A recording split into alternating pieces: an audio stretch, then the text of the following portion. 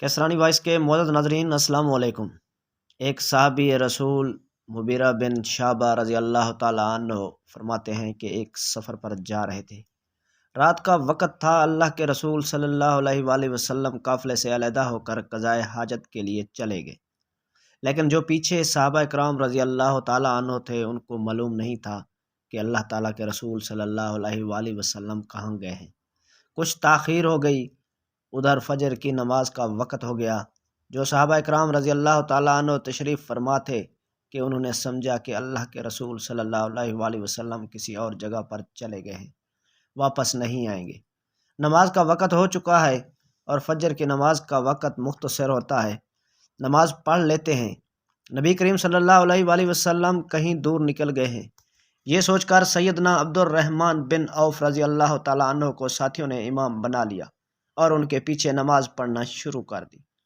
ایک رکعت ادا کر چکے تھے اور دوسری رکعت کی قرات ہو رہی تھی کہ اللہ تعالیٰ کے رسول صلی اللہ علیہ وآلہ وسلم تشریف لے آئے۔ دیکھا فجر کی جماعت ہو رہی ہے، آپ صلی اللہ علیہ وآلہ وسلم اسی طرح صف میں کھڑے ہوئے، اللہ اکبر پڑھ کر نماز شروع کر دی۔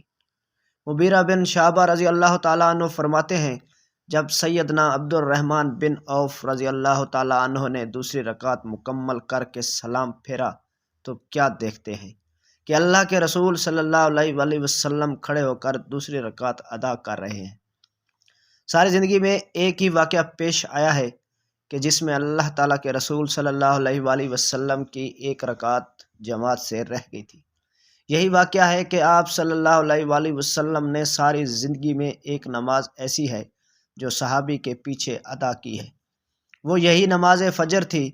یہ ہمارے لیے سنت بن گئی کہ اگر کسی کی نماز رہ جائے تو وہ کیسے ادا کرنی ہے۔